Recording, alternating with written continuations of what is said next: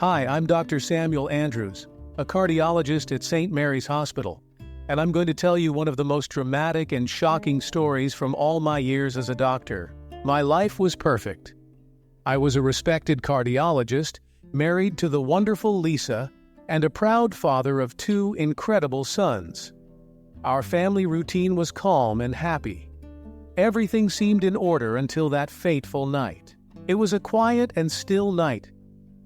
Lisa was reading a book beside me in bed, and I was almost drifting off, enjoying some well-deserved rest after a long day at the hospital. The clock beside the bed read 11:30 p.m. when the phone rang. I answered immediately, still groggy from sleep. "Dr. Samuel, we need you at the hospital. It's an emergency," came the urgent voice from the other end of the line. I quickly got up, dressed, and kissed Lisa before leaving. "I'll be back soon, dear," I murmured, trying not to worry her too much.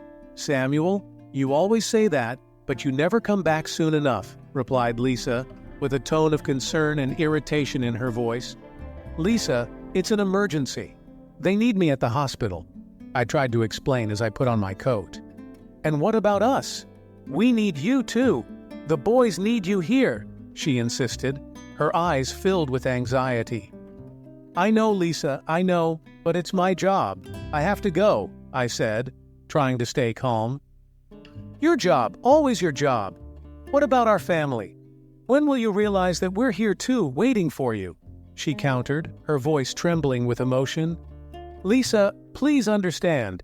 It's a young man. He's in critical condition. I can't ignore this," I responded, trying to reassure her with a touch on the shoulder. She pulled away from my hand, her face a mix of frustration and sadness. "And who isn't in critical condition here? I feel like this every time you leave in the middle of the night." I took a deep breath, feeling the weight of her words. "I promise I'll do my best to come back as soon as I can. Please, just trust me," she sighed, her eyes fixed on the floor. "Go. But know that I'm tired, Samuel. Very tired." I left home with a heavy heart, feeling the tension in the air. I arrived at the hospital and headed straight to the emergency room. There I found a chaotic scene. The medical team was in full swing, trying to save the life of a young man who had been in a serious car accident. He was in critical condition, fighting for every breath. When I looked at his face, my heart nearly stopped. I recognized Michael, a 19-year-old young man. Michael was the son of my former best friend, John. We had been inseparable for years until an irreconcilable fight drove us apart. My chest tightened at the sight of Michael. Memories of John and the good times we had together came flooding back. But I couldn't afford to hesitate. Michael needed immediate surgery, and I was the only one who could perform it. "Listen up, everyone," I said firmly. "We need to act fast. Every second counts." The nurse beside me, visibly nervous, asked, "Dr. Samuel, how are you feeling? Can we do this?" "Don't worry about me," I replied. "Let's save this life." As I began to examine Michael more closely, I noticed something strange. There was a recent scar on his chest, indicating recent heart surgery.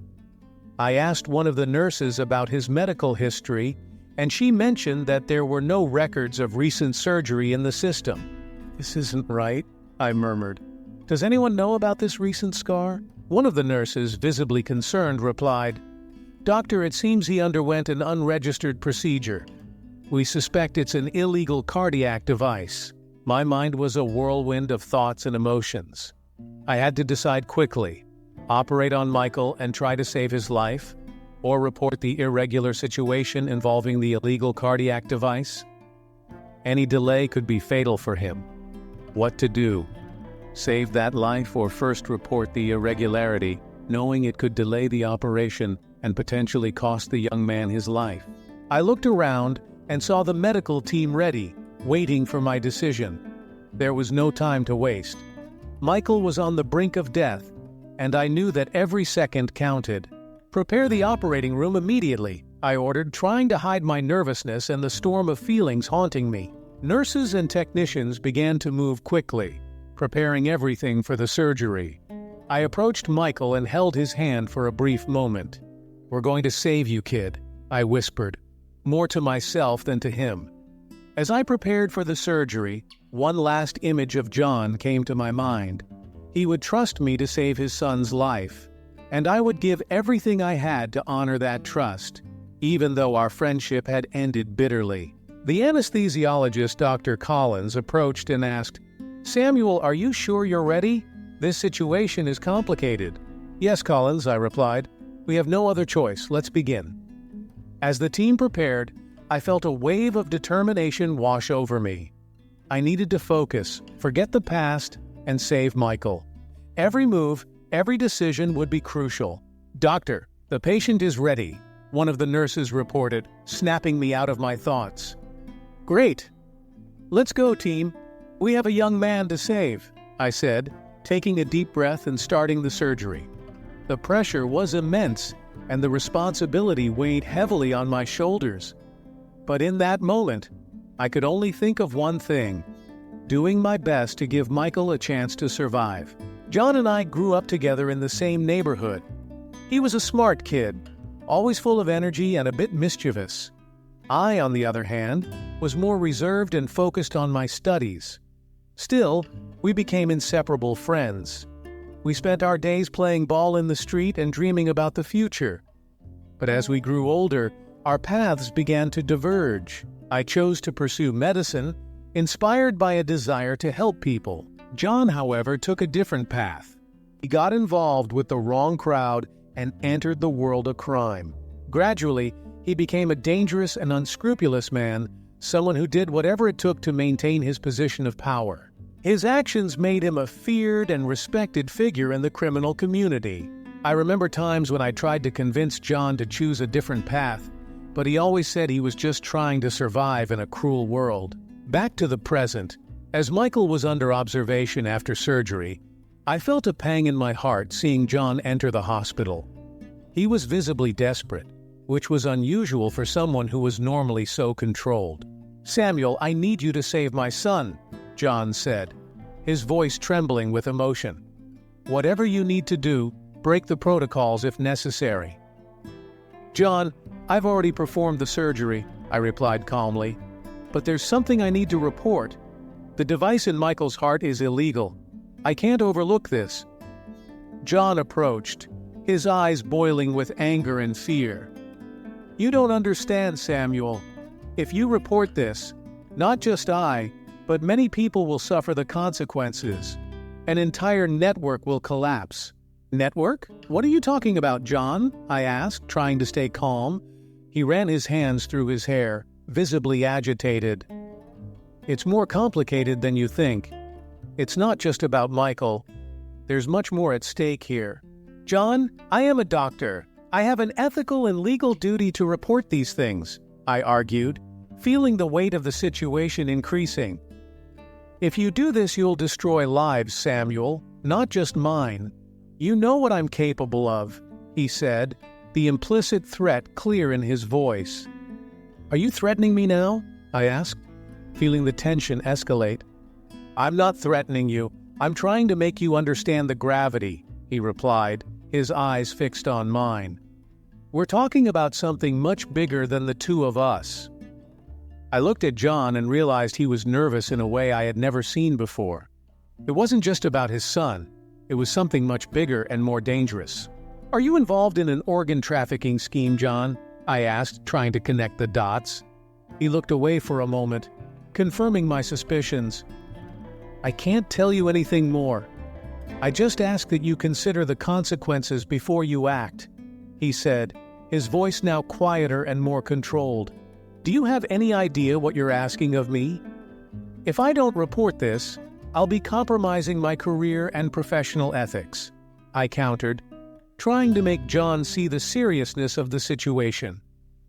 "Samuel, please," John pleaded, his voice now filled with desperation. "He's my son. I would do anything for him. If you were in my place, you would do the same." I sighed deeply, feeling the weight of his words. "I understand your desperation, John. But that doesn't justify what you've done. You put your son's life at risk with this illegal device." "I had no choice," he murmured, his voice breaking. They said it was the only way to save his life. Who are they, John? I pressed, trying to get more information. He shook his head, avoiding my gaze. I can't tell you. I just know there are many people involved. If this comes to light, it will ruin everything. The reality of the situation crashed down on me like a heavy weight. If I reported this, I could expose an entire network of criminal activities involving various professionals from different hospitals. It was clear that by operating on Michael, I had become involved in something much bigger than a simple medical procedure. I'll think about it, John, I finally replied, knowing that my decision would have significant repercussions. John nodded, relieved. Thank you, Samuel. Just take good care of my son, he said before leaving the room, leaving me with a whirlwind of conflicting thoughts and emotions.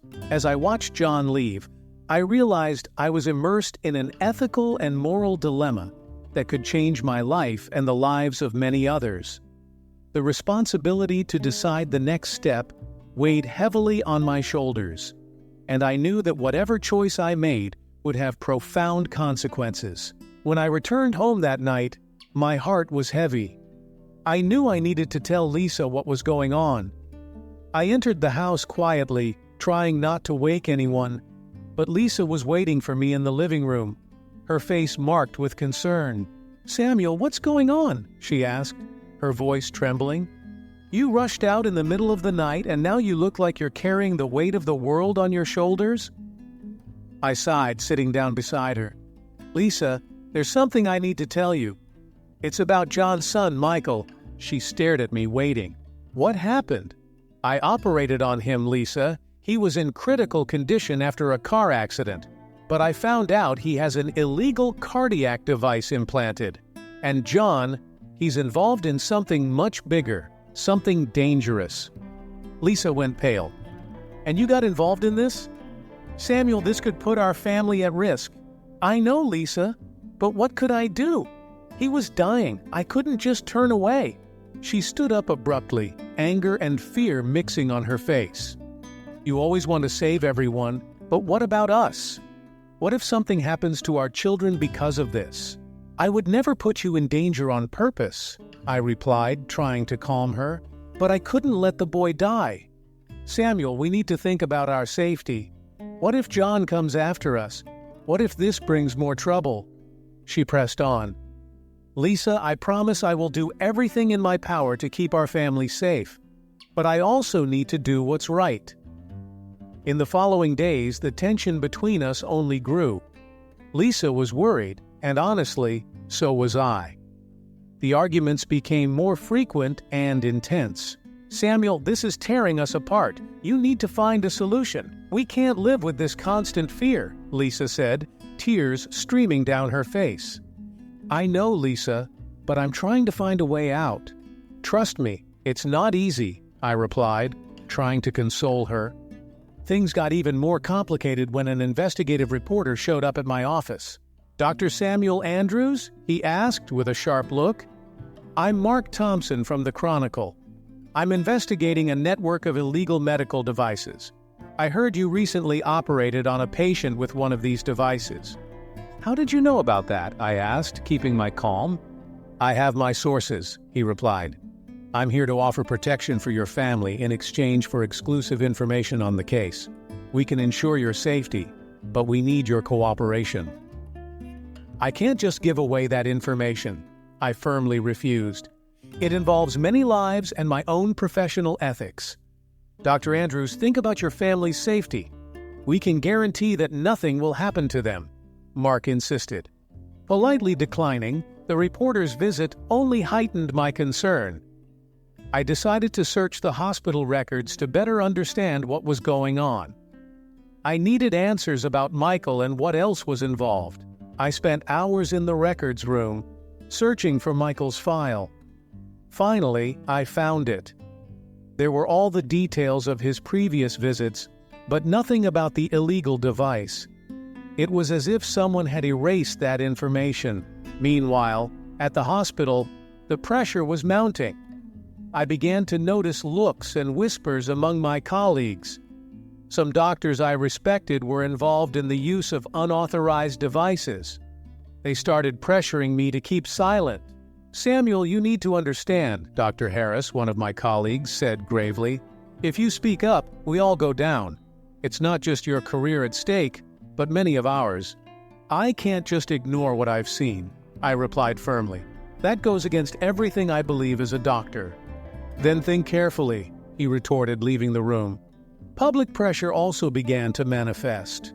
Journalists surrounded the hospital, trying to pry any details about the case. I maintained my integrity, but my family felt the weight. Lisa was increasingly anxious, and our children sensed that something was wrong. One night, as I tried to relax at home, Lisa sat beside me. "Samuel, this is tearing us apart. I need you to tell me that everything will be okay." I looked into her eyes, feeling the pain and uncertainty. "I promise I will do whatever it takes to protect our family. But I also need to do what's right." She nodded, holding my hand. "We're in this together. I just hope we can get through it." The situation was becoming more tense, and I knew I needed to make a decision soon. But every choice I made seemed to drag me deeper into this abyss of uncertainties and dangers. I was determined to find a way out of this without compromising my principles or my family's safety. I was at the hospital, trying to keep a level head amidst the mounting pressure. Michael's recovery was underway, but something didn't feel right. There was a tension in the air, a sense that something terrible was about to happen. That's when I noticed a nurse whom I didn't immediately recognize. She seemed to be tinkering with the equipment around Michael in a way that made me suspicious. "Nurse, what are you doing?" I asked, approaching slowly. She looked at me, visibly surprised and somewhat nervous. "I'm just adjusting the monitors, doctor." Something about her behavior didn't sit right. "These monitors don't need adjustments," I replied, trying to remain calm. She hesitated for a moment before continuing to fiddle with the equipment.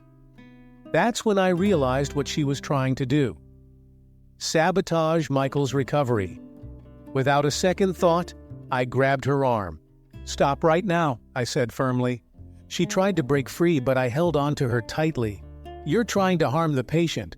"Who sent you here?" "You don't understand, doctor," she said, finally stopping her resistance. "There are powerful people involved. If you report me, they'll come after you and your family." My heart raced. I knew she was telling the truth. John's threats echoed in my mind. I let go of her arm, but didn't let her move away from Michael. "Who are these people?" I asked, trying to get more information. "I can't say. They would find me. They would kill me," she said, her voice trembling. "If you really care about your life, you need to help me protect Michael," I responded. "I can help you, but I need your cooperation." She hesitated, but finally nodded. "Okay, I'll do what you ask."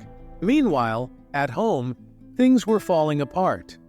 My son was being bullied at school. He came home one day, tears streaming down his face. "Dad, they're calling me the son of the corrupt doctor." "What's going on?" he asked, the pain evident in his eyes. I tried to explain as best as I could, but the truth was harsh. "There are bad people trying to hurt us because I'm trying to do the right thing. But I promise I'll protect our family." Lisa was at her breaking point. "Samuel, I don't know how much longer I can take this. The threats, the constant fear. I don't know if I can keep going like this. Please, Lisa, we need to be strong. We'll get through this together," I pleaded, feeling desperation welling up inside me. I'm considering divorce," she finally said, tears in her eyes. "I can't live with this constant fear anymore." My world crumbled. "Lisa, please don't. I'll do whatever it takes to end this. But we need to stay together." She didn't respond, just walked out of the room, leaving me alone with my thoughts. Back at the hospital, hostility continued to rise. Some colleagues began to avoid me, whispering behind my back. The atmosphere was heavy, and I knew I was being watched. One night, while reviewing Michael's records, I heard footsteps behind me. I turned quickly and saw the same nurse, now visibly frightened. "Doctor, they know I talked to you." "I'm in danger," she whispered. "Stay calm. I'll protect you. But we need to expose this," I replied, trying to reassure her. "If we do that, many innocent people could get hurt," she said, her voice trembling. "I know, but if we do nothing, more lives will be destroyed," I replied, determined. As pressure mounted from all sides, I knew I was in the midst of a storm. My family was suffering, my career was on the line, and Michael's life depended on my actions. But I was determined to find a way out, to protect those I loved, and to expose the truth, no matter the cost. The fight had only just begun, and I was ready to face whatever challenges lay ahead. The situation completely spiraled out of control when news of the illegal device implanted in Michael reached the media. The pressure became unbearable, and a public hearing was scheduled to discuss the allegations and expose the failures in the healthcare system. I knew it was my moment to speak the truth, but fear and tension consumed me. The hearing room was packed. Reporters, doctors, lawyers, and ordinary citizens were present, eager to hear what I had to say. I sat there, heart pounding, waiting for my turn to speak. When I was finally called, I took a deep breath and began to reveal the truth. "Ladies and gentlemen," I started, my voice steady, "I am here today to expose the truth about the illegal device that was implanted in Michael. This device is part of a larger network of corrupt and dangerous practices that endanger lives every day." As I spoke, I could see the audience's reactions. Some were shocked, others furious, but I knew I had to press on. These unauthorized devices are being used in hospitals across the country without proper approval processes. This is not just a matter of medical ethics, it is a matter of public safety. That's when I was interrupted by one of the doctors present. Dr. Harris, whom I knew was involved, stood up and confronted me. "Samuel, you're trying to ruin the careers of many good doctors here. We were only trying to help patients in ways the official system doesn't allow." "Harris, you know that's not true. We're putting lives at risk for profit and convenience. This has to stop." The discussion grew heated, but the real crisis began when the monitors around the hearing room started flashing. Within seconds, all screens displayed secret emails between doctors and hospital administrators, including mine. Hackers had breached the system and were exposing our most private communications. Chaos erupted. Everyone began murmuring and pointing, and I knew the situation had escalated.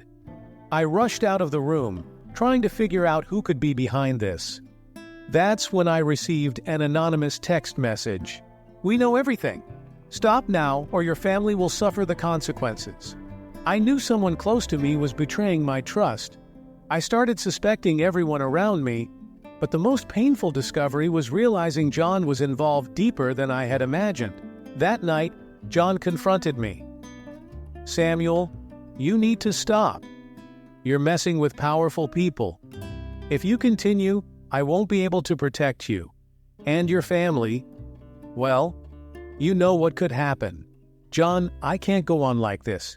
People are dying because of these devices. I need to expose the truth. If you do that, Samuel, not only will you suffer the consequences, but everyone around you. I tried to warn you. Now I'm demanding you stop." I stared into John's eyes, feeling a mix of anger and fear. "Are you threatening me? I'm warning you. If you don't cooperate, I can't guarantee anyone's safety." The tension between us was palpable. I knew John wasn't bluffing. He had the means and influence to follow through on his threats. But I also knew I couldn't just give in. I went home that night with my mind in turmoil. Lisa looked at me with concern. "Samuel, what happened? They're threatening our family. John, the hackers, everyone. I don't know who to trust, but I can't give up." "We're with you," she said, holding my hand. "But you need to be careful. We can't afford to lose you." The following days were a constant battle. Journalists kept hounding me, and my family was on high alert. We received more threats, this time more explicit. Messages left at our door made it clear we were being watched. One afternoon, as I tried to gather more evidence at the hospital, I was approached by one of my colleagues, Dr. Thompson. "Samuel, you need to stop. They know everything. They're exposing emails, files, everything. You won't get out of this without damage." "Thompson, I'm trying to protect lives. I can't turn a blind eye to this." "And you think I want to? But think about your family. They're in danger. You're in danger." His words hit me hard. I knew he was right, but retreating would mean betraying my principles. That night another message came, this time directly to my phone. It was John again. "Samuel, last chance. Stop, or I'll make sure everyone pays the price. You know I can do it." I felt a lump in my throat. I was caught between the truth and my family's safety. But looking at Lisa and our children, I knew I couldn't live with this constant fear. I decided I needed to do something. I gathered all the evidence I had, including the emails exposed by the hackers, and prepared for the next hearing. I knew it would be my last chance to expose everything and try to protect those I loved. When the hearing began, I was ready. I stepped up to the podium, looked at the crowd, and took a deep breath.